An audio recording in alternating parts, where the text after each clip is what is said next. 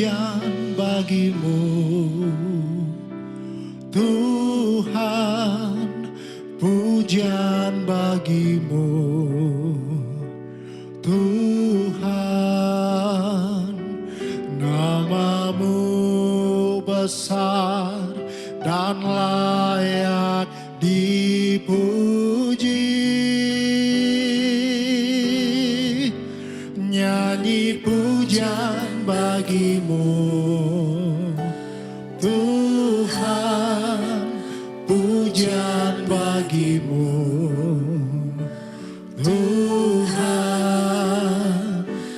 Namamu besar dan layak dipuji. Nyanyi pujian bagimu, Tuhan, nyanyi pujian bagimu, Tuhan, pujian bagimu, Tuhan. Namamu besar dan layak dipuji. Oh, nyanyi pujian bagimu, Tuhan, pujian bagimu, Tuhan.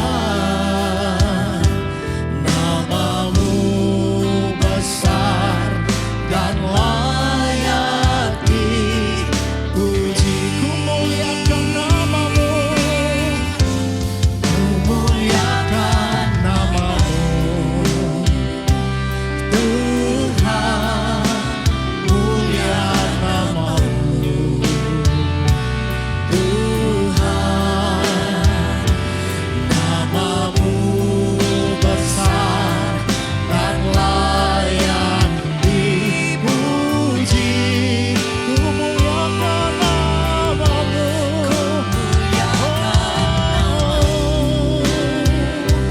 Tuhan, mulia namamu, Tuhan. Namamu besar dan layak dipuji. Ku muliakan namamu, Tuhan, mulia namamu, Tuhan. Namamu besar dan layak dipuji. Ku muliakan namamu,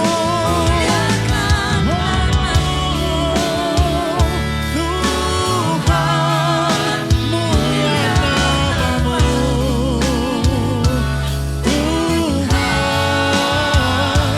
Namamu besar dan layak dipuji. Namamu besar, Tuhan. Namamu besar dan layak dipuji. Namamu besar, ya Bapa. Namamu besar dan layak dipuji. Terpujilah Engkau, Tuhan. Namamu besar, ya Bapa. Ku bersyukur, Bapa. Ku bersyukur, Tuhan, buat kasih setiamu di dalam hidupku. Ku bersyukur, ku bersyukur, Bapa.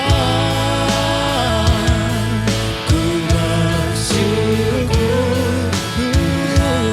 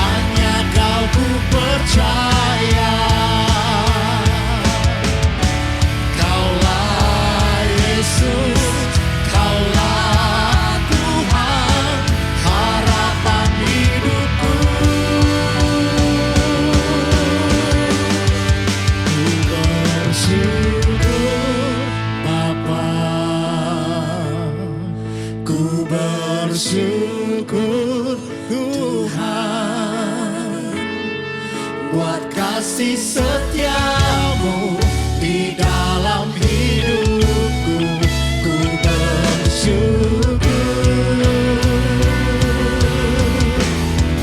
Ku bersyukur Bapa, ku bersyukur Tuhan, buat kasih setiamu di dalam hidupku. Ku bersyukur,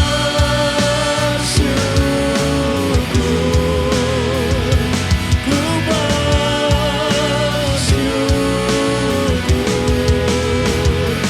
ku bersyukur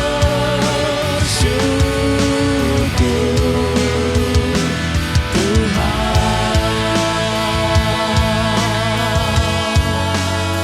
Ku bersyukur hanya kepadamu Tuhan, sebab Tuhan baik, bahwasanya untuk selamanya kasih setianya.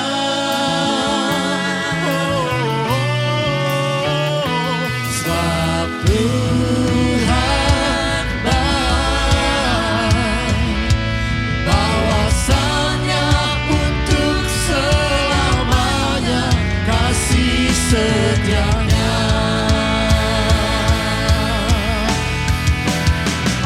Sebab Tuhan baik, bahwasanya untuk selamanya kasih setianya.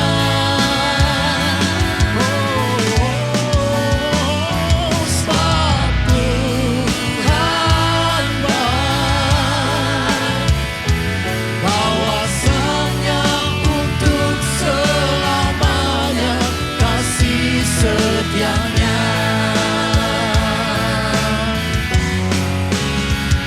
Sebab Tuhan baik, bahwasanya untuk selamanya kasih setianya. Sebab Tuhan baik,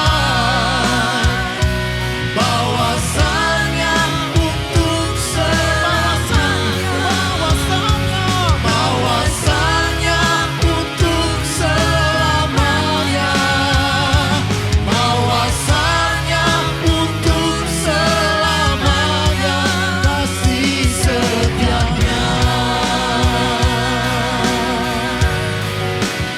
Sungguh besar kasih-Mu Tuhan, sebab Engkau baik, bahwasanya untuk selamanya, selamanya Engkau baik Tuhan. Allah yang disembah, syukur hanya kepadamu. Haleluya, kudus, kuduslah Tuhan, kemuliaan di tempat maha tinggi. Oh haleluya,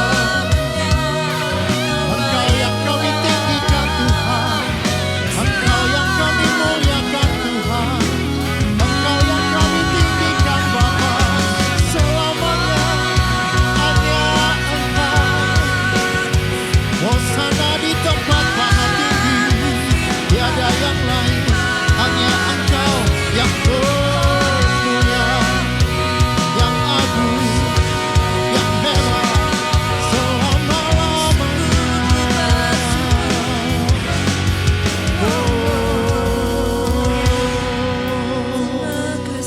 Terpujilah Engkau Tuhan selama-lamanya. Bila Engkau tak besertaku, ku tak mau berjalan. Ku perlu Tuhan, pimpin langkahku dengan kasih karunia-Mu. Pimpin Pimpin langkahku setiap waktu, berjalan dalam roh-Mu. Nyatakan Tuhan kemuliaan-Mu, dan berjalanlah denganku. Bila Engkau tak bersamaku, ku tak mau berjalan. Ku perlu Tuhan, pimpin langkahku dengan kasih karunia-Mu. Pimpin langkahku setiap waktu, berjalan dalam roh-Mu. Nyatakan Tuhan kemuliaan-Mu, dan berjalanlah denganku. Nyatakan Tuhan, nyatakan Tuhan kemuliaan-Mu, dan berjalanlah denganku. Nyatakan Tuhan.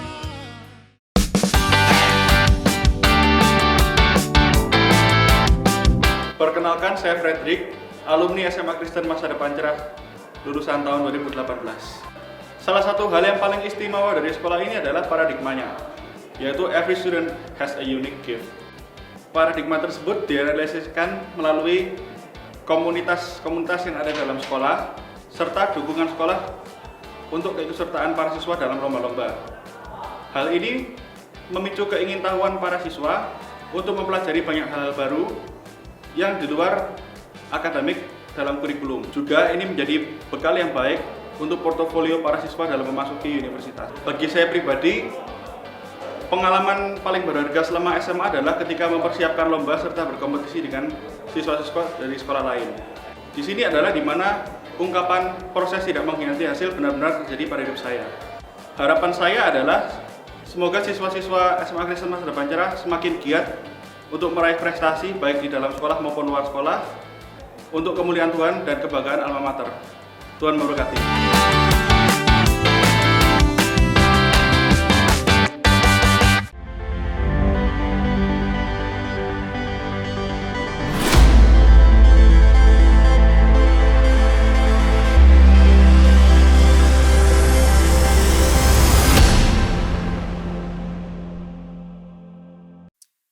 Shalom, selamat hari Minggu, Bapak Ibu Jemaat yang dikasihi Tuhan. Hari ini kita mau mempersiapkan hati kita untuk ibadah secara online. Bapak Ibu Saudara, ibadah onsite juga sudah mulai kita lakukan di beberapa satelit. Oleh karena itu bagi Bapak Ibu yang ingin mendapatkan informasi lebih lengkap mengenai ibadah onsite, bisa menghubungi MDC Hotline. Dan Bapak Ibu Saudara bisa mendapatkan di sana lokasi dan juga jam ibadah MDC Surabaya. Sebelum kita memulai ibadah kita pada pagi hari ini, mari saya ingin membacakan di dalam Amsal 18 ayat yang ke-14, orang yang bersemangat dapat menanggung penderitaannya, tetapi siapa akan memulihkan semangat yang patah? Penting bagi setiap kita memiliki semangat di hari-hari seperti ini. Mari kita tetap bersemangat, dan saya percaya sukacita dan damai sejahtera Tuhan yang diberikan di dalam hati kita akan membuat kita terus bersemangat. Mari kita memulai ibadah kita dan kita akan terlibat di dalam pujian penyembahan memberikan yang terbaik bagi Tuhan. Mari kita berdoa lebih dahulu. Tuhan, terima kasih, kami bersyukur untuk kasih-Mu. Kami bersyukur untuk sukacita yang Kau berikan. Kami mau menjadi orang-orang yang terus bersemangat Tuhan, karena kami percaya pada saat kami bersemangat, mungkin kami memiliki masalah, kami memiliki penderitaan, tetapi firman-Mu katakan orang yang bersemangat dapat menanggung setiap penderitaannya. Biarlah Tuhan, pada hari ini, pada saat kami beribadah, jiwa kami bersukacita, jiwa kami merasakan damai sejahtera, karena kami berjumpa dengan Engkau secara pribadi. Jamahlah setiap jemaat-Mu pada hari ini, Di dalam nama Tuhan Yesus kami memulai ibadah kami. Amin, amin, amin. Shalom Jemaat MDC, mari kita bersama-sama hari ini, kita puji Tuhan, kita tinggikan nama Dia, dan biarlah sukacita dari surga itu sendiri yang memenuhi Anda, rumah Anda dan keluarga semuanya. Mari bersama-sama kita sorakan haleluya, haleluya.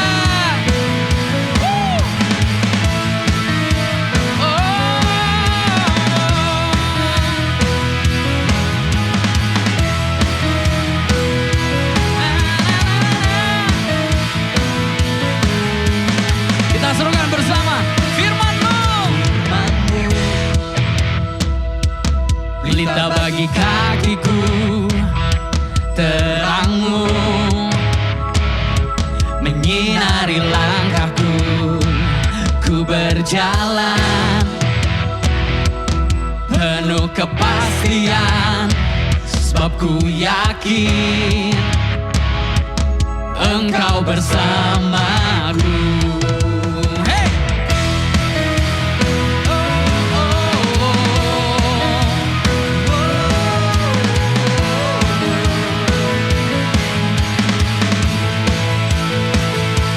Imanku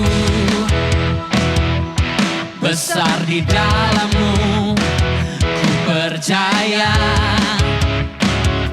ajaib perbuatan-Mu di tangan-Mu. Seluruh hidupku rancangan-Mu yang terbaik bagiku. Ku tak takut, ku tak gentar, Kau berjalan di depanku. Engkau dahsyat, Engkau hebat, Kau memberiku kemenangan. Let's go! Ku angkat tanganku, ku naikkan syukurku. Engkau Tuhan di pihakku, hancurkan semua musuhku, meninggikan-Mu dan memuliakan-Mu. Engkau Tuhan yang terbesar, yang berkuasa. Ku angkat tanganku, ku naikkan syukurku. Engkau Tuhan di pihakku, hancurkan semua musuhku, meninggikan-Mu dan memuliakan-Mu. Engkau Tuhan yang terbesar, yang berkuasa atas hidupku. Hanya nama-Mu Tuhan berkuasa atas hidupku. Haleluya.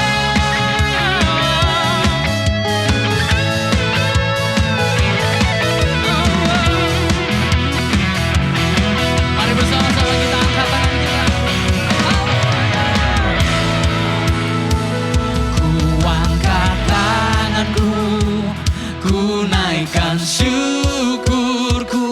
Engkau Tuhan di pihakku, hancurkan semua musuhku, meninggikan-Mu dan memuliakan-Mu. Engkau Tuhan yang terbesar, yang berkuasa. Ku angkat tanganku, ku naikkan syukurku. Engkau Tuhan di pihakku, hancurkan semua musuhku, meninggikan-Mu dan memuliakan-Mu. Engkau Tuhan yang terbesar, yang berkuasa atas hidupku.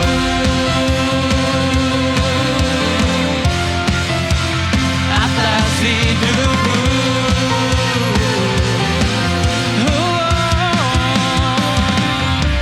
Haleluya, haleluya, Engkau terbesar dan dahsyat dalam hidup kami Tuhan.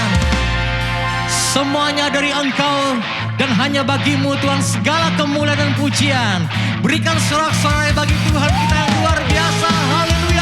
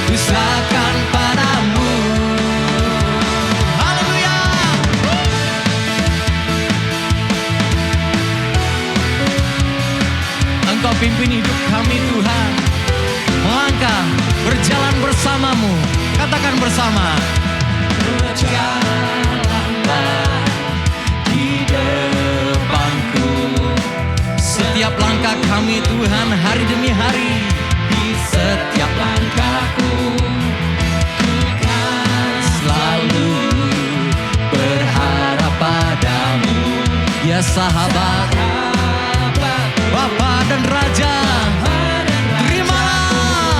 Terimalah semua hormat dan pujian yang ku beri dan ku bawakan. Syukur bagi kasih yang sejati. Semuanya darimu, semuanya untukmu. Pujian, syukur bagimu Tuhan. Semuanya darimu, semuanya untukmu. Come on. Pujian syukurku Tuhan, ku serahkan padamu. Semua di atas kepala.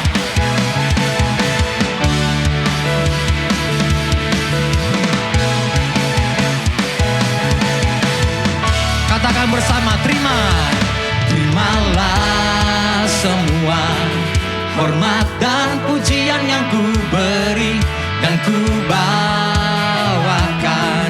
Syukur sekali lagi, come on. Terimalah semua hormat dan pujian yang ku beri dan ku bawakan. Syukur bagi kasih yang sejati. Semuanya darimu, semuanya untukmu. Pujian syukurku Tuhan, ku serahkan pada semuanya. Hanya bagimu Tuhan segala pujian dan syukur kami.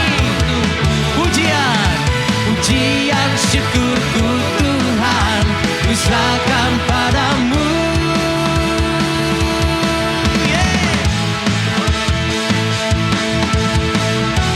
Dari Engkau, untuk Engkau, dan hanya bagimu Tuhan. Haleluya.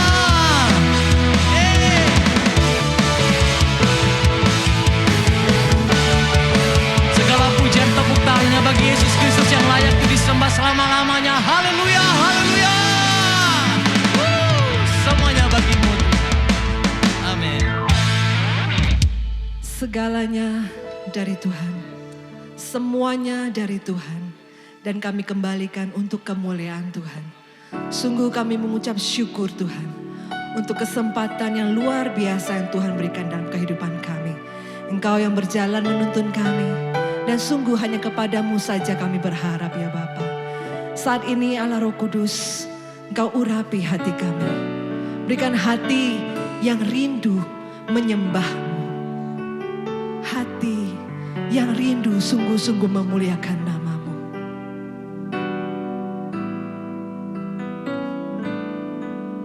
Hatiku mau menyembah-Mu, jiwaku merindukan Yesus. Hanya Kau Tuhan dan Rajaku, ku sembah Kau Allahku. Ku rindu melayani-Mu, ku suka senangkan-Mu Yesus.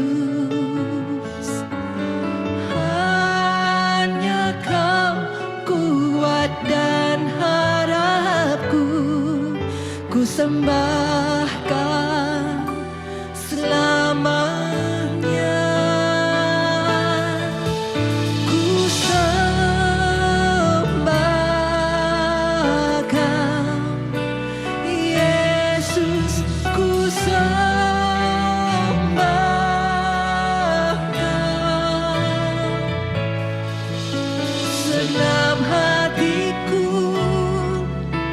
dan kekuatanku, ku rindu menyembah-Mu Yesus. Sungguh hati kami rindu menyembah-Mu Tuhan. Ku rindu mau menyembah-Mu,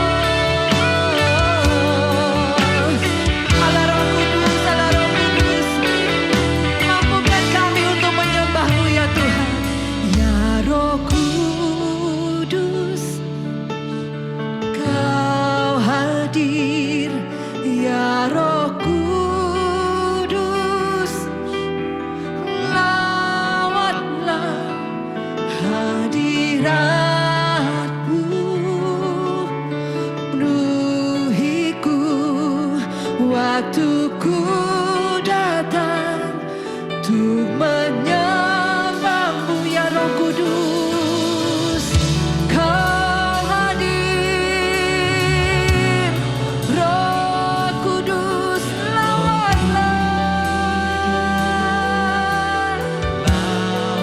hadirat-Mu Tuhan. Penuhi setiap kami, penuhi setiap hati kami Tuhan. Kami menyembah-Mu ya Roh Kudus, ya Roh Kudus. Kau hadir, Roh Kudus lawanlah hadirat-Mu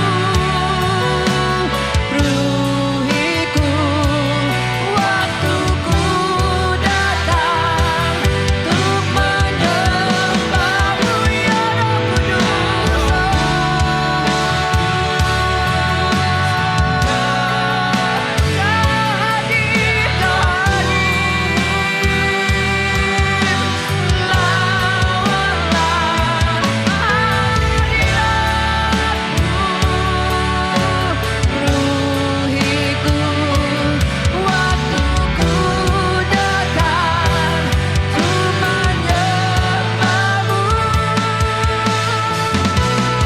Kami datang menyembah-Mu Tuhan.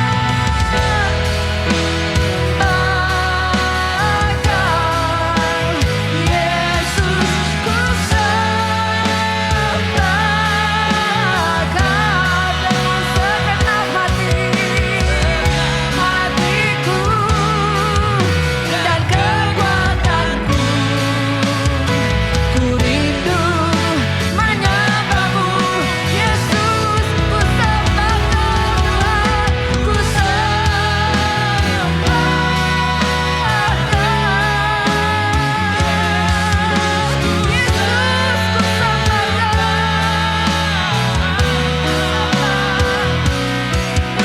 segenap hatiku dan kekuatanku. Ku rindu menyembah-Mu, Yesus. Segenap hatiku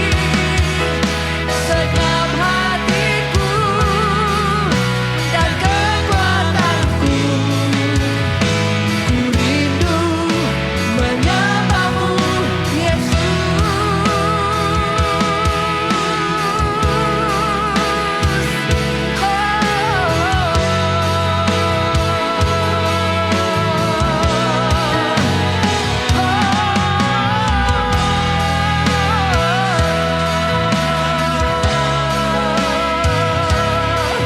Ku sembah Kau Tuhan, hadirat-Mu memenuhi setiap hati kami saat ini.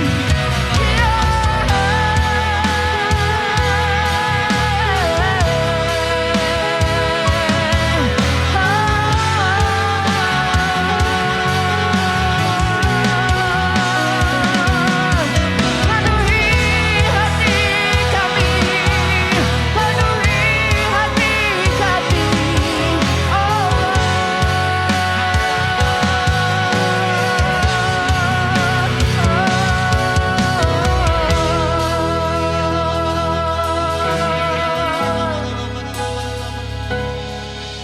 Ya Allah Roh Kudus, kami sungguh perlu lawatan-Mu Tuhan. Ya Allah Roh Kudus, kami perlu lawatan-Mu. Ya Allah Roh Kudus, penuhi kembali hati kami. Hati yang rindu sungguh-sungguh menyembah-Mu. Hati yang rindu sungguh-sungguh memuliakan nama-Mu. Terima kasih Tuhan karena kami masih punya kesempatan untuk menyembah-Mu. Terima kasih Tuhan, terima kasih. Kami percaya Tuhan, lawatan-Mu tidak akan berhenti. Kami percaya Tuhan, urapan Roh Kudus tidak akan pernah berhenti. Dan akan masih terus bekerja memenuhi setiap rumah kami. Memenuhi keluarga kami. Memenuhi setiap orang-orang yang kami kasihi. Terima kasih Allah Roh Kudus. Bekerjalah lebih lagi. Bekerjalah lebih lagi. Kami kembalikan Tuhan semua waktu kami, waktu pujian kami, penyembahan kami untuk kemuliaan nama-Mu ya Allah. Terima kasih Tuhan. Kami mengucap syukur di dalam nama Tuhan Yesus. Amin.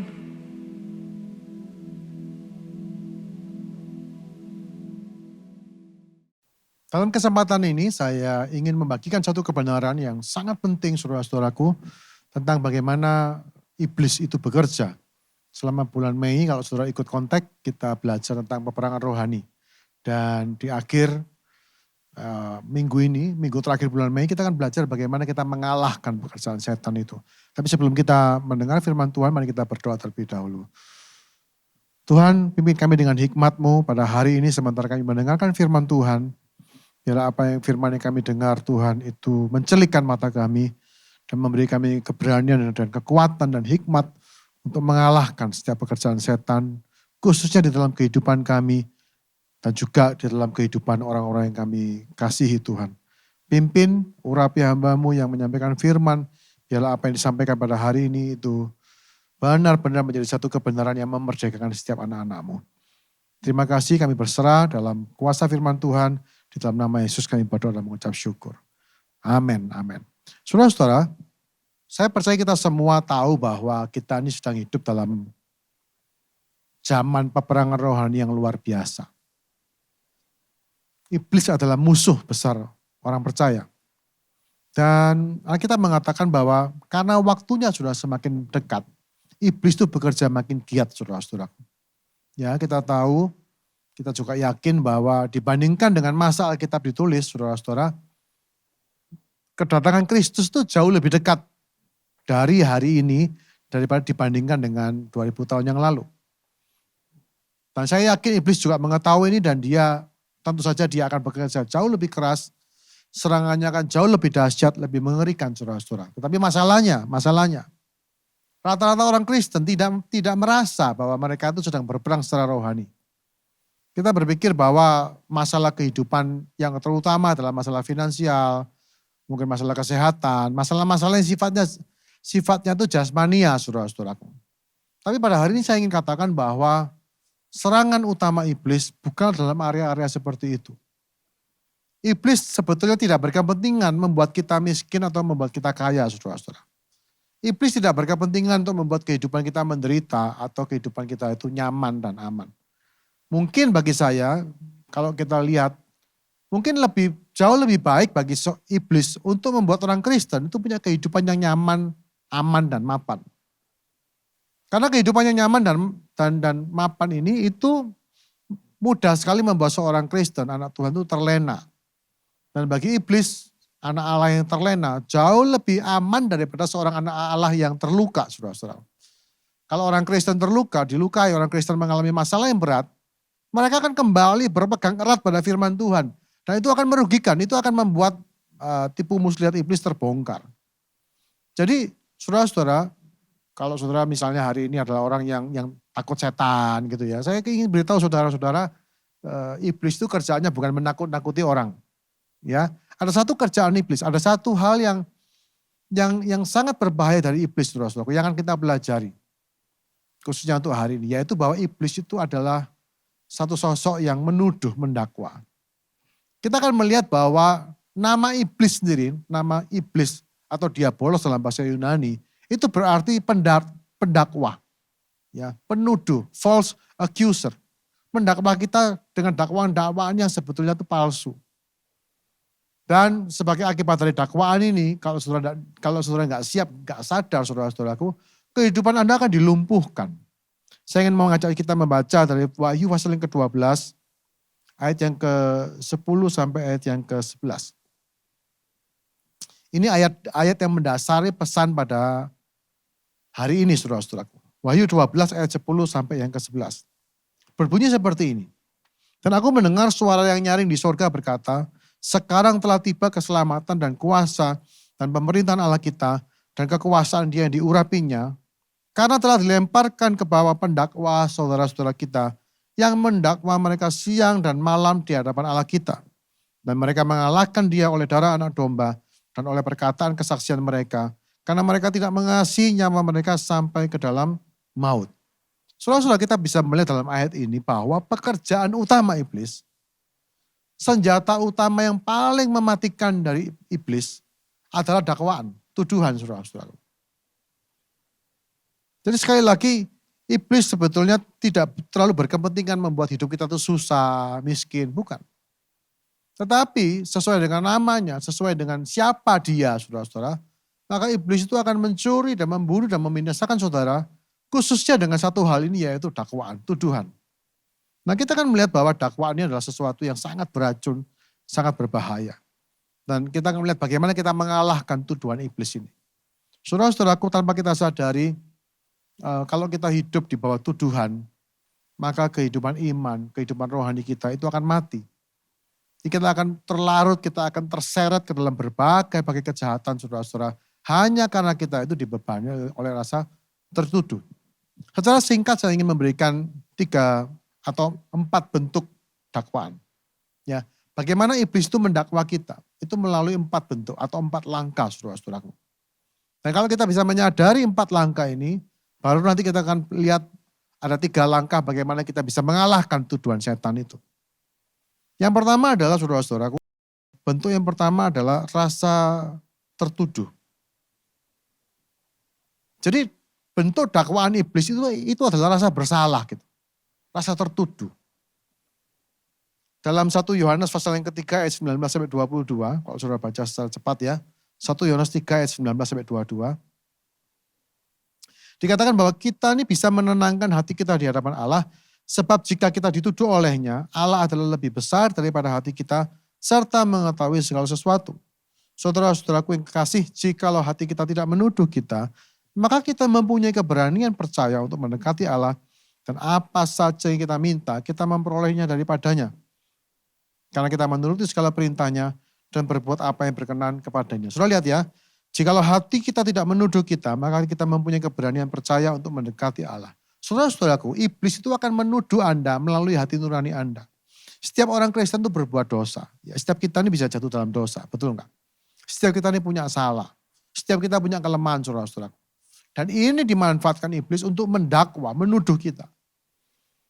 Pada umumnya kalau orang itu berbuat salah, dia akan merasa bersalah. Masalahnya begini, masalahnya manusia itu sebetulnya kita tuh tidak diciptakan untuk menanggung beban rasa bersalah ini. Manusia itu diciptakan dalam kemuliaan. Manusia itu diciptakan untuk kemuliaan sebetulnya.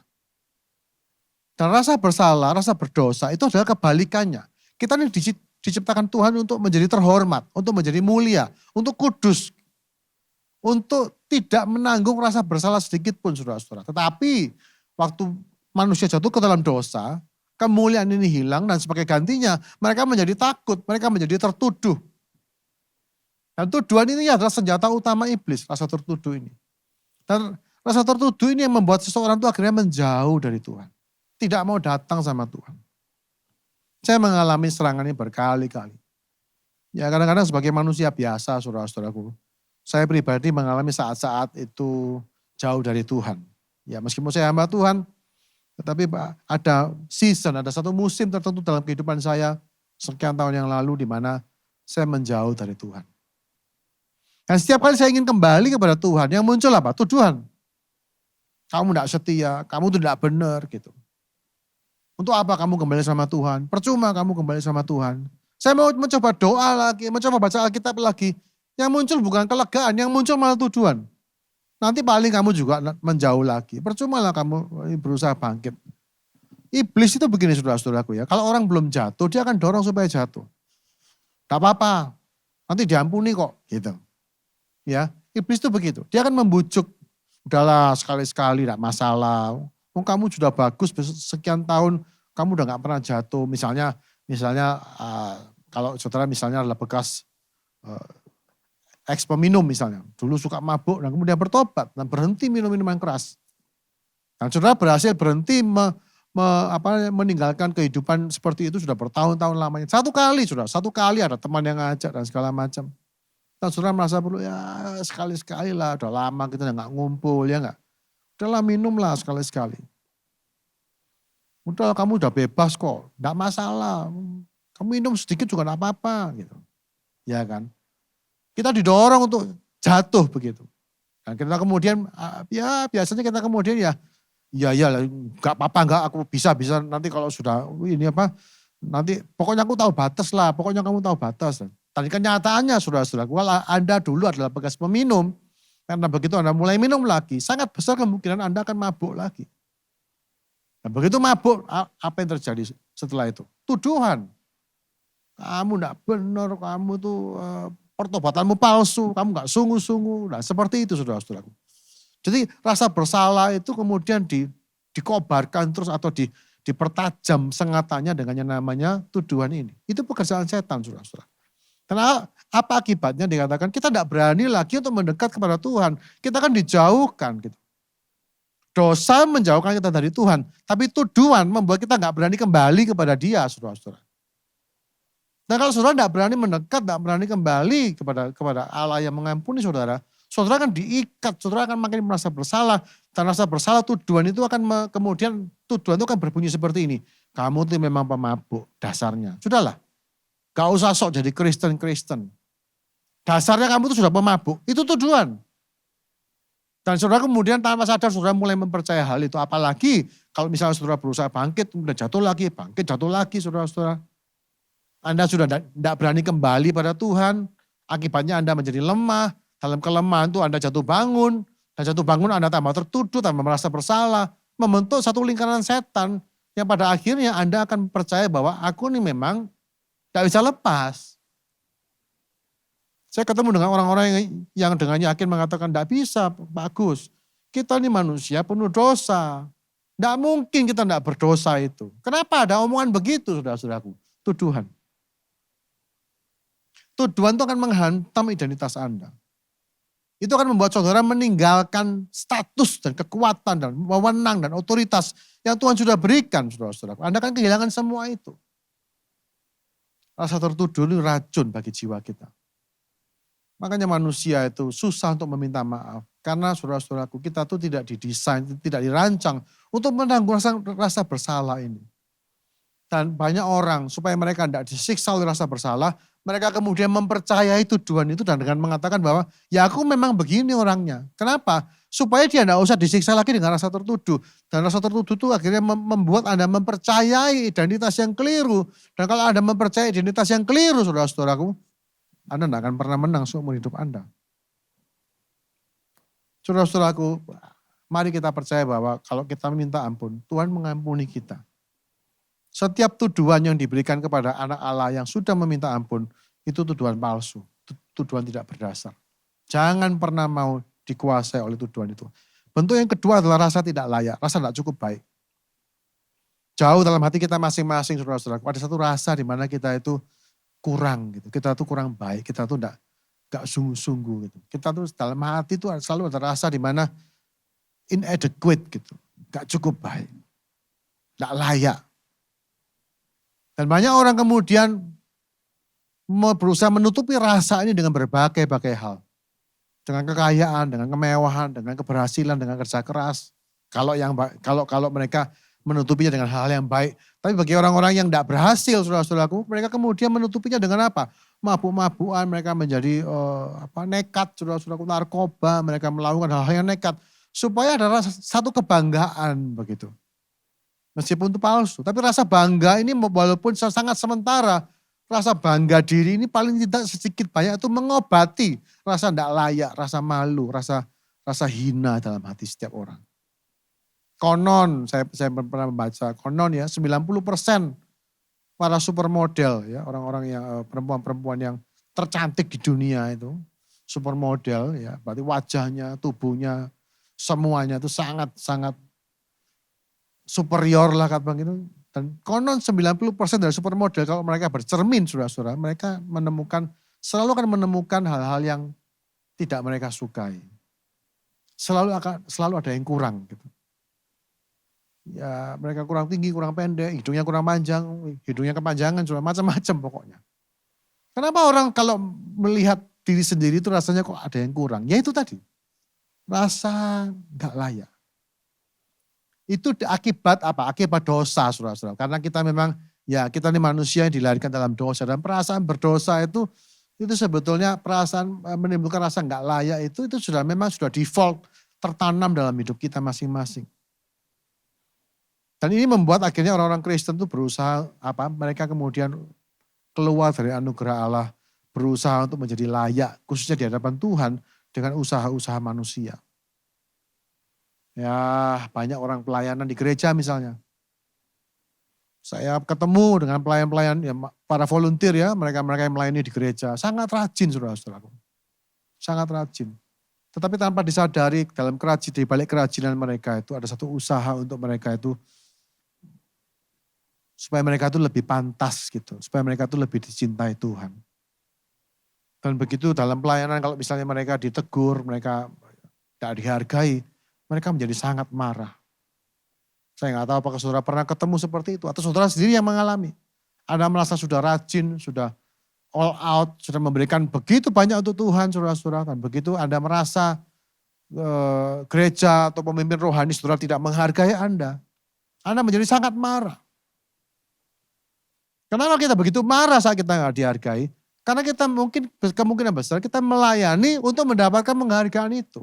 Kita melayani Tuhan dan sejujurnya saudara-saudaraku, pelayanan adalah salah satu cara yang cukup efektif untuk meningkatkan atau menutup rasa tidak layak itu. Sebetulnya. Jadi pelayanan itu tanpa sadar bisa digunakan untuk membuat kita tuh melupakan atau sedikit banyak menutupi rasa tidak cukup baik ini. Tapi begitu pelayanan kita nggak dihargai sebagaimana mestinya, atau kita ditegur, atau kita tuh dikritik misalnya, setelah semua usaha kita yang terbaik, kita bukannya dipuji atau dihargai, tapi kita dikritik atau dikasih masukan yang menurut kita kurang pantas misalnya, dan itu membuat kita sangat marah. Karena kritikan itu akan mengingatkan kita kembali tentang rasa tidak layak, rasa kurang itu. Sebab itu saudara-saudara berhati-hatilah. Ingat, ini adalah tipu muslihat iblis. Ini peperangan ini tidak kelihatan saudara-saudara. Ya sekali lagi kalau saudara merasa, kok aku tidak merasa aku tinggal di dalam peperangan rohani. Anda tidak merasa karena Anda nggak lihat. Tapi coba, apa yang saya ceritakan tadi, apakah saudara mengalami hal itu? Itu peperangan berat. Banyak orang akhirnya mutung, tidak usah pelayanan, percuma. Gak dihargai. Padahal saudara-saudaraku pelayanan bukan untuk itu. Nah, bagaimana kita menjawab rasa tidak berharga ini saudara-saudaraku? Ya, kalau boleh saya katakan dalam Kisah Rasul 1 ayat 8 dikatakan, kamu akan menerima kuasa kalau Roh Kudus turun ke atas kamu. Bulan Mei ini kita memperingati Pentakosta. Pentakosta itu saudara-saudaraku, itu menunjukkan bahwa Tuhan itu sudah melayakkan Anda. Darah Yesus saudara-saudaraku, pengampunan, salib Kristus, kematian Kristus itu menjawab rasa tertuduh kita. Pengampunan, penebusan itu membereskan rasa tertuduh. Kepenuhan Roh Kudus itu membereskan rasa tidak layak ini. Kalau Anda menerima anugerah salib Kristus, artinya Anda tidak perlu lagi dituduh. Anda tidak perlu lagi menanggung rasa bersalah itu selama berlama-lama. Orang bisa salah ya. Orang kalau salah ada rasa bersalah. Apa yang dilakukan? Saudara sekarang datang pada Tuhan, minta ampun, minta Tuhan untuk menyucikan kita. 1 Yohanes 1 ayat 9 mengatakan bahwa Allah itu setia dan adil. Dan dia akan mengampuni dan menyucikan hati kita. Setiap kali kita datang kepadanya, disucikan dari segala kejahatan. Darah Yesus itu menyucikan segala dosa.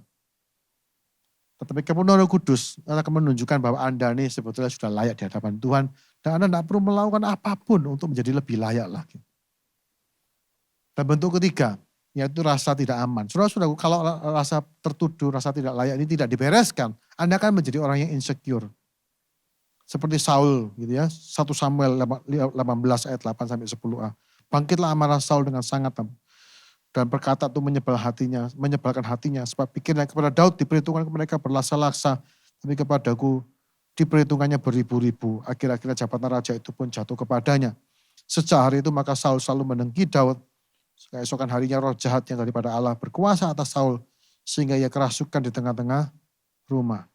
Begitu rasa tertutup dan rasa tidak layak itu tidak segera dibereskan, saudara akan membuka pintu lebar-lebar bagi pekerjaan setan yang bernama rasa tidak aman, insecurity. Dan rasa tidak aman inilah yang membawa banyak sekali kerusakan. Pemimpin-pemimpin yang insecure, mereka membunuh urapan orang-orang yang mereka pimpin. Mereka tidak suka melihat pekerjaan Allah yang lebih hebat dalam diri orang lain. Terjadi dalam peristiwa Kain dan Habil, saudara-saudara. Mereka dua bersaudara kandung. Sudah membunuh satu dengan yang lain. Kenapa Kain membunuh Habil? Insecure. Nah, kita mengatakan bahwa segala sesuatu yang dilakukan Habil itu benar, dan yang dilakukan Kain itu jahat, saudara-saudara. Dan Kain tahu itu dan dia sangat iri. Dan dia ingin membunuh Habil, dan dia melakukan itu. Apalagi Yusuf dan saudara-saudaranya, Yusuf menyatakan dirinya dia punya mimpi bahwa dia akan menjadi seorang yang terkemuka. Dan itu membuat saudara-saudaranya nggak suka sekali, rasa tidak aman, nggak suka banget. Dan mereka berusaha membunuh Yusuf. Saul dan Daud, Yesus dan orang-orang Farisi. Saudara akan melihat ada banyak saudara kejadian di mana rasa tidak aman ya membuat orang itu akhirnya terjebak dikatakan dalam pekerjaan setan. Ya kalau kita baca di ayat yang tadi, sejak hari itu Saul mendengki Daud dan keesokan harinya roh jahat yang daripada Allah itu berkuasa atas Saul dan seterusnya. Bagaimana roh jahat berkuasa? Melalui yang paling utama adalah melalui rasa tidak aman ini. Saudara-saudaraku, rasa tidak aman ini membuat seorang ayah itu memperlakukan anaknya dengan sangat keterlaluan. Rasa tidak aman yang menimbulkan kecemburuan, iri hati, saling menjatuhkan, perpecahan, pertengkaran, kebencian, dendam, saudara-saudara. Ya, rasa insecure ini membuat kita curiga, kita tidak bisa berdamai. Lebih suka kita untuk berperang dan segala macam. Begitu mengerikan. Dan bentuk yang keempat adalah fitnah. Nah kalau sudah rasa tidak aman itu menguasai, maka fitnah itu akan menjadi sebuah senjata yang akan betul-betul membuat saudara menjadi sama jahatnya dengan orang atau dengan iblis itu sendiri. Orang yang difitnah, kalau orang itu merasa tidak aman, terus dia itu merasa difitnah, merasa diserang saudara-saudaraku, dia akan menyerang balik dengan sama jahatnya. Begini saudara-saudara, kalau misalnya saya ini orangnya tidak aman gitu ya. Terus tiba-tiba saya mendengar si A itu membicarakan kejelekan saya di depan banyak orang. Ya kan, si A itu gosipin saya gitu. Maka rasa tidak aman saya itu akan membuat saya sangat marah. Saya akan sangat marah. Dan dalam kemarahan itu saya akan membalas si A. Mungkin saja si A itu membicarakan saya karena dia nggak merencanakan. Bisa jadi dia memang sekedar gosip saja. Dia sekedar dia ketemu orang-orang dan kemudian somehow topiknya tuh tiba-tiba bicarain tentang saya begitu. Dan si A kemudian ya dengan ketawa-ketawa dia menggosip ya. Dia menjelek-jelekkan tentang saya dan segala macam. Itu bisa terjadi. It can happen anytime to anybody. Gak sengaja lah intinya. Gak direncanakan. Betul gak? Tapi kalau saya adalah orang yang tidak aman, saya akan merasa sangat marah. Saya akan mengatakan apa haknya dia ngomong gitu. Nggak ingat dia siapa. Gitu. Terus kemudian saya akan dengan sengaja ngomong, saya juga tahu itu orang juga nggak kebaikan si A itu. Si A itu juga begini, saya akan memfitnah dia balik saudara-saudaraku. Saya akan kemudian mencari cara untuk menjelekkan si A dengan cara yang juga kalau bisa lebih seru lagi. Saya akan membalas dengan sengaja. Si A memulai dengan tidak sengaja, saya membalasnya dengan sengaja. Nah kalau si A juga adalah orang yang tidak aman, saudara-saudaraku, apa yang terjadi? Kalau dia mendengar bahwa saya membicarakan kejelekannya dan segala macam, dia akan membalas, saudara-saudara. Apa yang akibatnya? Ya perpecahan. Kasih itu hancur akhirnya, relasi menjadi rusak. Dan ini yang membuat gereja pecah, saudara-saudara. Keluarga pecah, anak bapak bertengkar. Waduh, ini yang membuat kehidupan itu berantakan. Dan ini adalah pekerjaan iblis. Jadi ada 4 bentuk ini. Pertama rasa tertuduh dari kesalahan-kesalahan kita sendiri. Yang kedua adalah rasa tidak layak yang memang itu sudah tertanam gitu ya. Kita ini mudah sekali minder pada dasarnya. Minder, rendah diri, gak layak. Tapi 2 ini kalau gak dibereskan. Yang muncul apa? Rasa tidak aman. Nah begitu saudara menjadi orang yang tidak aman, maka semua fitnah itu akan masuk dan melukai saudara dengan cara yang paling dalam. Saya kasih tahu saudara-saudaraku, fitnah itu pasti terjadi. Ya sudahlah, dalam dunia ini namanya fitnah itu pasti terjadi. Selalu akan ada orang yang menjelekkan Anda di belakang Anda. Itu selalu akan ada. Ya itu memang that's the fact. Itulah namanya realita kehidupan tuh begitu. Masalahnya bukan apakah akan ada orang yang menjelekkan Anda. Masalahnya adalah bagaimana Anda bersikap menghadapi semua itu. Dan dari sini saya mengajak saudara untuk melihat bagaimana kita harus bersikap dalam menghadapi serangan-serangan setan ini. Ayat 11 dikatakan, dan mereka mengalahkan dia oleh darah anak domba dan oleh perkataan kesaksian mereka. Karena mereka tidak mengasihi nyawa mereka sampai ke dalam maut. Ada 3 hal. Kalau tadi ada 4 bentuk serangan, sekarang ada 3 hal bagaimana kita mengalahkan dakwaan ini. Yang pertama, darah anak domba.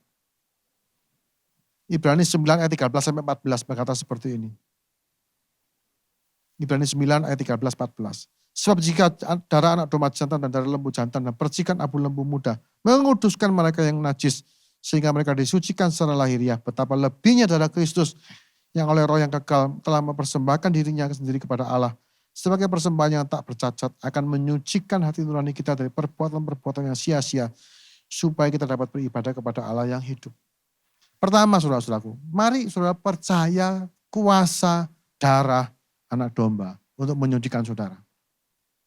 Ibrani ini mengatakan bahwa jika darah domba binatang aja itu bisa menguduskan mereka yang najis, apalagi dikatakan betapa lebihnya darah Kristus ya akan menyucikan hati nurani kita dari perbuatan-perbuatan yang sia-sia. Ini bukan hasil usaha kita. Bagaimana saudara bisa lepas dari rasa tertuduh? Bagaimana saudara bisa lepas dari dakwaan? Darah anak domba. Percaya itu, pegang itu. Saudara-saudara, kalau Anda merasa bersalah, Anda pernah buat salah, pernah buat dosa. Tidak usah bela diri, saudara-saudara.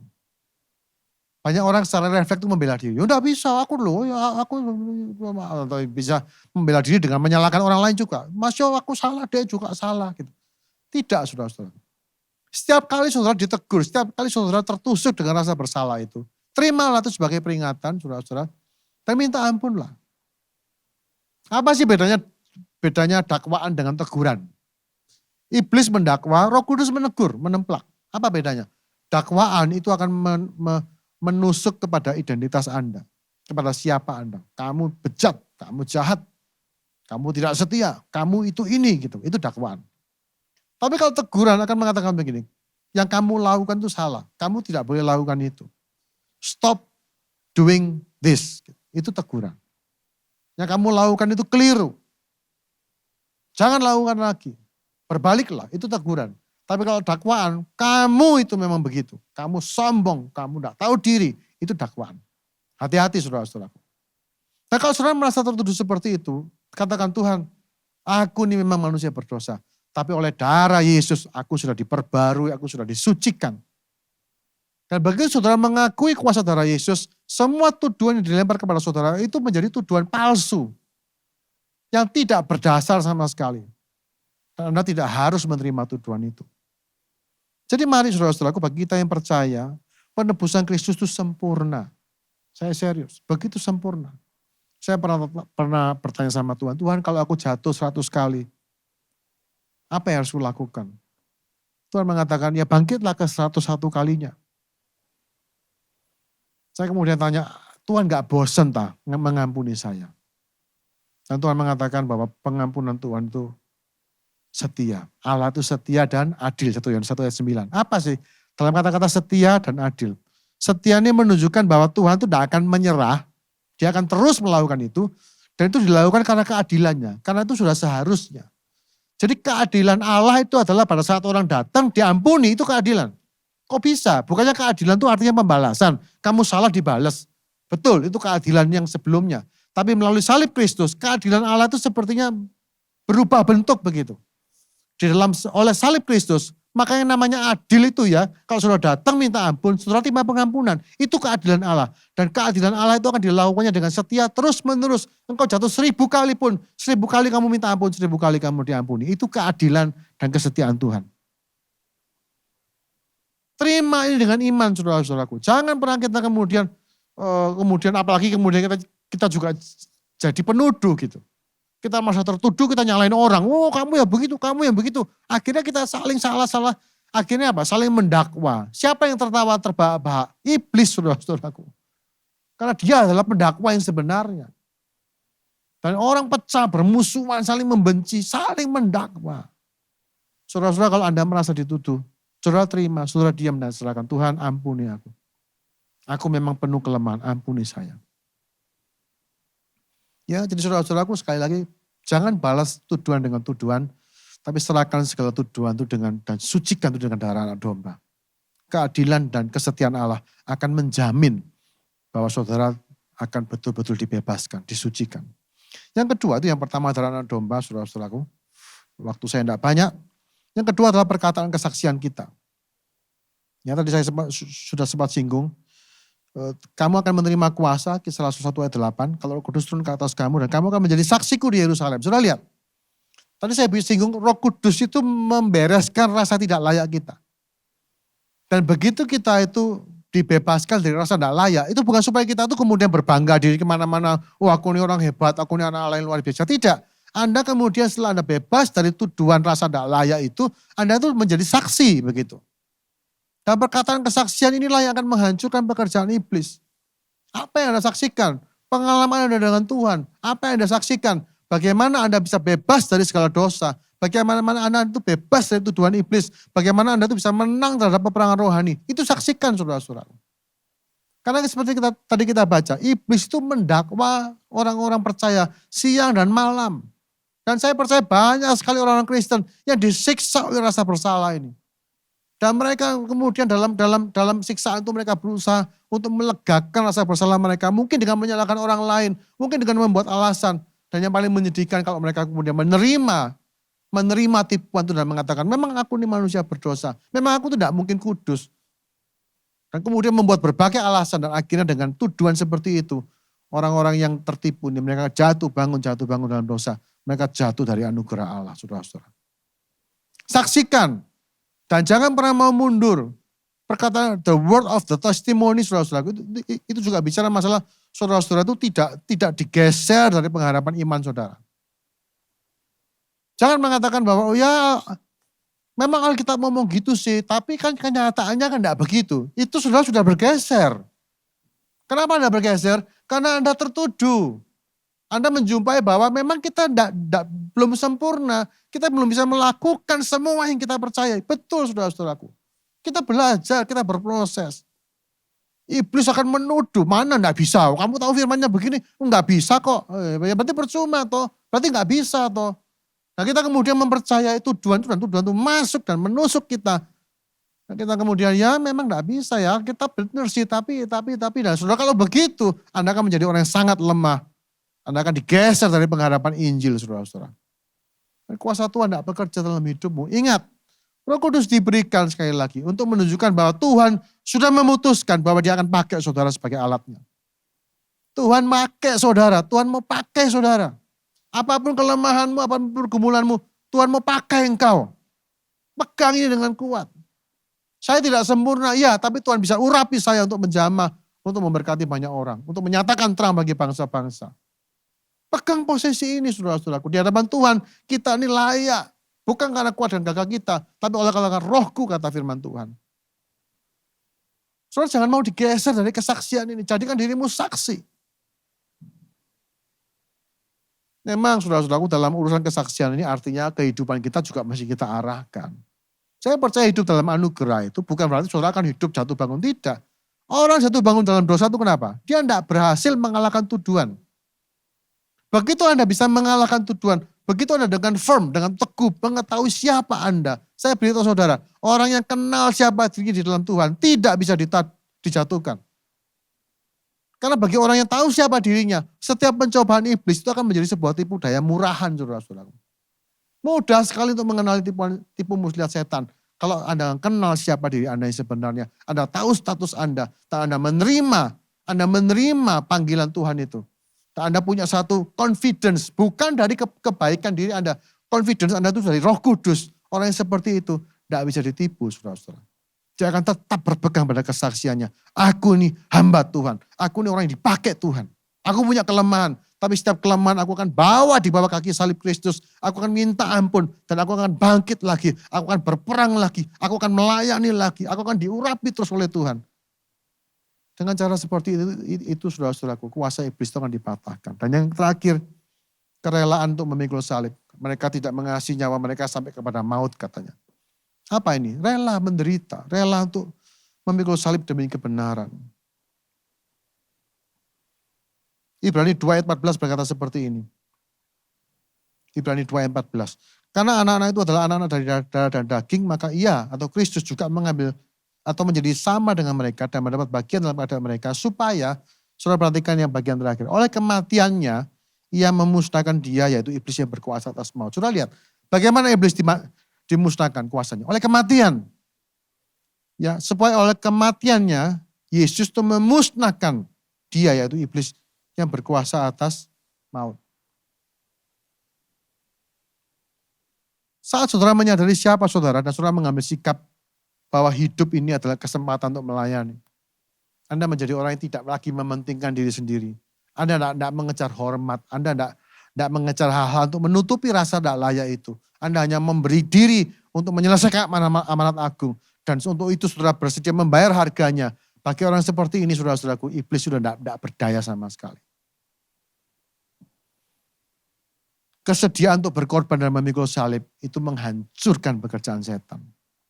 Karena setan hanya bisa memanfaatkan keegoisan kita. Setan itu cuma perlu pijakan. Pijakannya itu apa? Ego. Kepentingan diri sendiri. Dia akan gunakan segala macam cara, saudara-saudara. Supaya kita mementingkan diri sendiri. Saudara-saudaraku, bagi orang yang sudah istilahnya itu selesai dengan dirinya. Begitulah. Kalau Anda tuh tahu bahwa Tuhan itu sudah menebus Anda. Tuhan sudah penuhi Anda dengan Roh Kudus. Dan Tuhan panggil saudara. Pada saat Yesus naik ke sorga, dia tinggalkan seluruh muridnya. Apa sih sebenarnya yang terjadi? Yesus itu seperti yang mempercayakan. Saudara punya bayangan enggak? Orang bikin perusahaan raksasa, perusahaan yang proyek yang besar dengan membayar nyawa anak tunggalnya. Baru 40 hari ditinggal perusahaan itu. Diserahkan kepada anak buah yang belum berpengalaman, saudara-saudara. Segitunya Tuhan itu mempercayai para muridnya. Padahal siapa mereka? Mereka ini orang-orang gagal. Yang beberapa hari, beberapa waktu yang saat Yesus disalib, mereka semua lari meninggalkan dia. Semua menyangkal mengenal dia. Tapi kepada orang-orang yang sama ini 50 hari kemudian saudara-saudaraku, Yesus mempercayakan sebuah proyek yang dibayar dengan darahnya sendiri, yaitu kerajaan Allah. Layakkah mereka? Tidak layak sebetulnya, tidak pantas saudara-saudaraku sebagai manusia. Tetapi Yesus tahu, begitu Roh Kudus turun ke atas kamu dikatakan, kamu akan terima kuasa itu. Kamu akan terima wewenang otoritas itu. Pakai kuasa itu. Dan jangan lagi pernah mendengarkan tipu muslihat setan yang mengatakan kamu tidak layak, kamu berdosa, kamu lemah dan segala macam. Don't ever listen to that lie again. Haleluya saudara-saudara. Mari, Mei ini kita sudah melewati Pentakosta beberapa minggu yang lalu. Sadari panggilan ini saudara-saudara. Amin. Saya berdoa dengan pesan ini setiap kita bisa berdiri tegak pada saat hari penghakiman nanti. Saat harinya tiba saudara-saudaraku. Kita akan melihat musuh besar umat manusia. Sang pendakwa itu dilemparkan ke bawah. Ya, kita lihat tadi ayat itu kan ya. Ini satu janji saudara-saudaraku. Ya, sekarang telah tiba keselamatan dan kuasa dan pemerintahan Allah kita dan kekuasaan Dia yang diurapinya. Bagaimana 4 hal ini tiba, terjadi, terwujud, yaitu pada saat dilemparkan ke bawah pendakwa saudara-saudara kita. Ini memang menyatakan masa yang masih jauh di depan, tapi saya percaya prinsip yang sama akan berlaku hari ini, bisa mengalahkan pekerjaan pendakwa ini. Maka pemerintahan, kekuasaan, urapan Tuhan akan diberikan dalam hidup. Waktu saya habis, saudara, tapi saya rindu. Ayo, setiap anak-anak Tuhan, bangkitlah. Jangan kita larut dalam kenyamanan, merasa bahwa pandemi ini. No, saya katakan, iblis tidak berkepentingan untuk membuat hidup kita susah, tidak. Iblis justru ingin kita tuh terlena, tidur. Dan setelah itu dia akan menembakkan panah berapi yang tersembunyi itu. Menimbulkan rasa tidak layak. Bagi saudara-saudara yang selama ini, mungkin selama pandemi Anda kendor secara rohani. Anda mau doa lagi rasa bersalah. Mau ibadah onsite males. Saya lihat begini. Mungkin kalau saudara mau ibadah onsite Anda males, 2 hal. Anda sudah gak biasa. Tapi saya pikir ada rasa tertuduh juga. Rasa ya gitu, lebih aman di online. Karena pada saat ibadah online Anda akan jauh lebih bebas dalam tanda kutip. Anda mungkin bisa ngapain. Dan saudara tahu itu menimbulkan tuduhan. Akan ada bisikan kamu tidak serius, kamu tidak sungguh-sungguh dan seterusnya. Tidak semua ya, saya harap tidak semua. Tapi kalau misalnya saudara-saudaraku cek dalam hati saudara. Kalau pada hari-hari ini, ayo maju, ayo dipakai Tuhan, ayo melayani Tuhan. Dan setiap sekali saudara mau bangkit ada tuduhan, perhatikan. Itu serangan setan sedang bekerja dalam hidupmu. Patahkan serangan iblis dengan darah anak domba. Dengan perkataan kesaksian kita. Jangan pernah mau mundur. Dan yang ketiga, jangan takut memikul salib. Jangan takut mati. Mereka tidak mengasihi nyawa mereka sampai ke dalam maut. Dengan 3 sikap ini, dengan 3 kebenaran ini. Anda akan menjadi pemenang-pemenang yang sesungguhnya. Amin. Mari kita berdoa. Tuhan, kami sudah mendengar firman Tuhan pada hari ini. Dan hamba sungguh-sungguh berdoa, Tuhan kau berbicara. Kemampuanku untuk menyampaikan kebenaran ini sangat terbatas. Tapi hamba tahu, Roh Kudus engkau tidak terbatas. Urapanmu sanggup menembus hati setiap jemaat yang mendengarkan message ini. Bangkitkan mereka untuk mereka menyadari siapa mereka. Apa wewenang dan kuasa yang sudah Tuhan berikan kepada mereka. Bangkitkan mereka, celikkan mata hati mereka. Supaya mereka bisa mengerti betapa kayanya kemuliaan bagian yang ditentukannya bagi orang-orang kudus. Dan betapa hebat dan besar kuasanya bagi setiap orang yang percaya. Sehingga dalam kehidupan ini kami tidak diombang-ambingkan, kami tidak dikalahkan, diracuni, ditipu oleh berbagai tuduhan, rasa tidak layak, rasa tidak aman. Dan kami sibuk melawan manusia lain dalam fitnah-fitnah mereka. Kami berperang dan saling menyakiti satu sama lain. Hanya karena kami tidak sadar Tuhan, bahwa kami sedang ada dalam peperangan yang maha dahsyat di akhir zaman ini. Celikkan mata hati setiap jemaat-Mu, supaya mereka bisa melihat Tuhan bahwa musuh kami sesungguhnya bukan darah dan daging, tapi kami berperang, kami melawan roh-roh di udara. Roh-roh jahat, roh-roh setan dan iblis yang pekerjaannya itu siang malam mendakwa kami, menuduh kami, memfitnah kami dengan berbagai tuduhan. Dan biarlah Tuhan oleh kuasa darah Yesus dan oleh urapan Roh Kudus dengan kesetiaan memikul salib ini, setiap umat Tuhan akan berkemenangan. Kami akan bangkit, kami akan timbul seperti fajar, terang kami akan bersinar terang, menerangi dunia yang gelap ini Tuhan Yesus. Terima kasih Bapa. Hamba menyerahkan setiap jemaat dalam tangan-Mu. Engkau urapi mereka, celikkan mata hati mereka, terangi hati mereka, kehidupan mereka. Supaya mereka bisa berperan dengan baik dan menang. Mereka pasti menang. Karena Kristus yang kami sembah adalah Kristus yang menang. Terima kasih Tuhan. Kami serahkan diri kami masing-masing dalam tangan Tuhan yang baik itu. Di dalam nama Yesus kami berdoa bersyukur. Haleluya. Amin. Amin. Tuhan memberkati setiap saudara. Hatiku mau menyembah-Mu, jiwaku merindukan Yesus. Hanya Kau Tuhan dan Rajaku, ku sembah Kau Allahku. Ku rindu melayani-Mu, ku suka senangkan-Mu Yesus.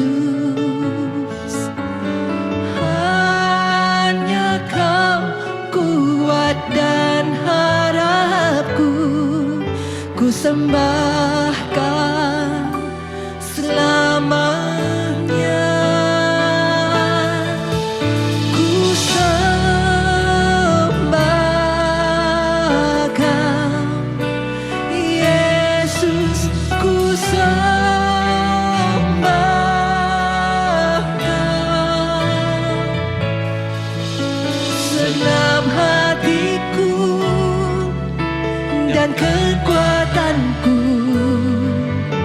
ku rindu menyembah-Mu Yesus. Sungguh hati kami rindu menyembah-Mu Tuhan. Ku rindu mau menyembah-Mu, jiwaku merindukan Yesus.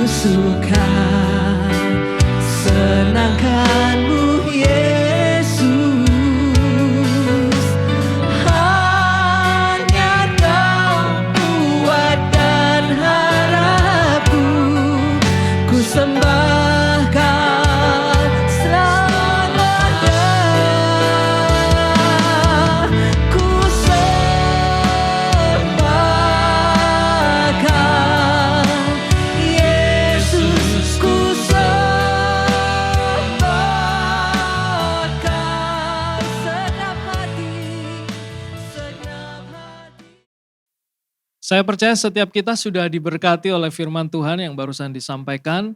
Dan mari kita menjadi pelaku-pelaku firman karena setiap orang yang mengasihi firman dan melakukannya ada berkat Tuhan juga yang tersedia untuk setiap mereka.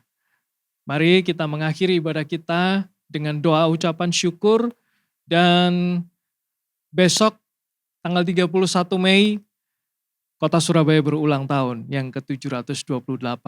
Wah, ini kita bisa mendoakannya juga. Mari Bapak Ibu Saudara kita berdoa mengakhiri ibadah kita pada hari ini. Tuhan kami bersyukur sekali lagi untuk kesetiaan-Mu. Kami bersyukur untuk firman yang sudah kami dengar. Kami mau menjadi pelaku-pelaku firman. Dan biarlah firman yang kami hidupi itu bisa bukan hanya menjadi berkat bagi kehidupan kami, tapi kami juga bisa menjadi berkat bagi yang lain. Kami berdoa Tuhan mengucapkan berkat atas bangsa kami Indonesia. Kami mengucapkan berkat juga atas kota Surabaya yang berulang tahun besok Tuhan. Biarlah berkat Tuhan senantiasa ada damai sejahtera, ada sukacita yang menaungi kota dan bangsa kami ya Tuhan. Berdoa memberkati setiap jemaat-Mu yang sudah memberikan persembahan. Tuhan biarlah berkat Tuhan juga terus ada atas setiap mereka. Supaya berkat yang Tuhan berikan mereka bisa menyalurkannya menjadi berkat bagi yang lain. Terima kasih Tuhan, biarlah Engkau memimpin kami dari langkah demi langkah, dari iman kepada iman, dan biarlah nama-Mu dipermuliakan melalui seluruh kehidupan kami. Terima kasih Tuhan, kami mengucap syukur di dalam nama Tuhan Yesus kami berdoa. Amin, amin. Tuhan Yesus memberkati Bapak Ibu Saudara semua.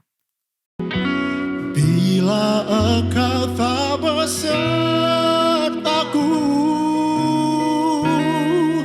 ku tak mau berjalan. Ku perlu Tuhan, pimpin langkahku dengan kasih karunia-Mu. Pimpin langkahku setiap waktu, berjalan dalam Roh-Mu. Nyatakan Tuhan kemuliaan-Mu dan berjalanlah denganku. Bila Engkau tak besertaku, ku tak mau berjalan. Ku perlu Tuhan, pimpin langkahku dengan kasih karunia-Mu. Pimpin langkahku setiap waktu, berjalan dalam Roh-Mu. Nyatakan Tuhan kemuliaan-Mu dan berjalanlah denganku. Nyatakan Tuhan, nyatakan Tuhan kemuliaan-Mu dan berjalanlah dengan. Nyatakan Tuhan, nyatakan Tuhan kemuliaan-Mu dan berjalanlah denganku. Berjalanlah denganku Tuhan, ku tak dapat berjalan sendiri. Ku perlu Engkau Bapa, ku perlu Engkau Tuhan di dalam menjalani hidup kami. Hanya Engkaulah sukacitaku Bapa. Terima kasih Tuhan, kami siap mendengarkan firman. Segala hormat, kemuliaan, penyembahan kami hanya bagi Tuhan, Raja di atas segala raja. Di dalam nama Tuhan Yesus. Amin.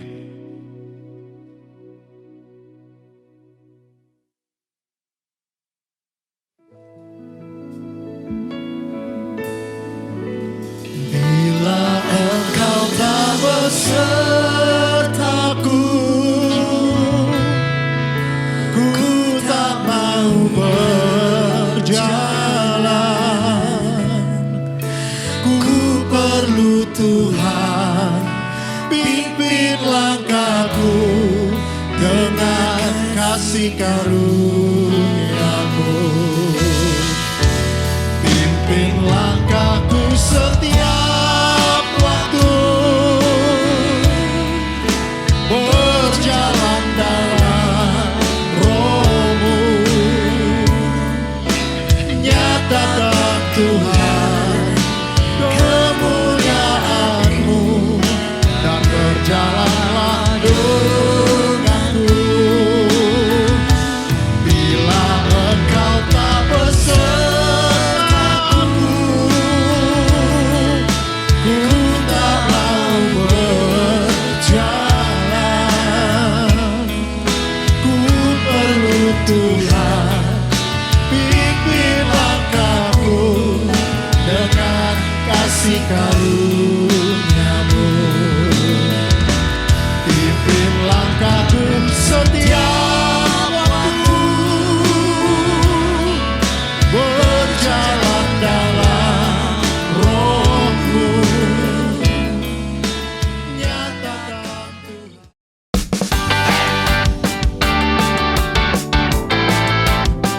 Perkenalkan, saya Frederick, alumni SMA Kristen Masa Depan Cerah, lulusan tahun 2018. Salah satu hal yang paling istimewa dari sekolah ini adalah paradigmanya, yaitu every student has a unique gift. Paradigma tersebut direalisasikan melalui komunitas-komunitas yang ada dalam sekolah, serta dukungan sekolah untuk keikutsertaan para siswa dalam lomba-lomba. Hal ini memicu keingintahuan para siswa untuk mempelajari banyak hal baru yang di luar akademik dalam kurikulum. Juga ini menjadi bekal yang baik untuk portofolio para siswa dalam memasuki universitas. Bagi saya pribadi, pengalaman paling berharga selama SMA adalah ketika mempersiapkan lomba serta berkompetisi dengan siswa-siswa dari sekolah lain. Di sini adalah di mana ungkapan proses tidak mengkhianati hasil benar-benar terjadi pada hidup saya. Harapan saya adalah semoga siswa-siswa SMA Kristen Masa Depan Cerah semakin giat untuk meraih prestasi baik di dalam sekolah maupun luar sekolah untuk kemuliaan Tuhan dan kebanggaan alma mater. Tuhan memberkati.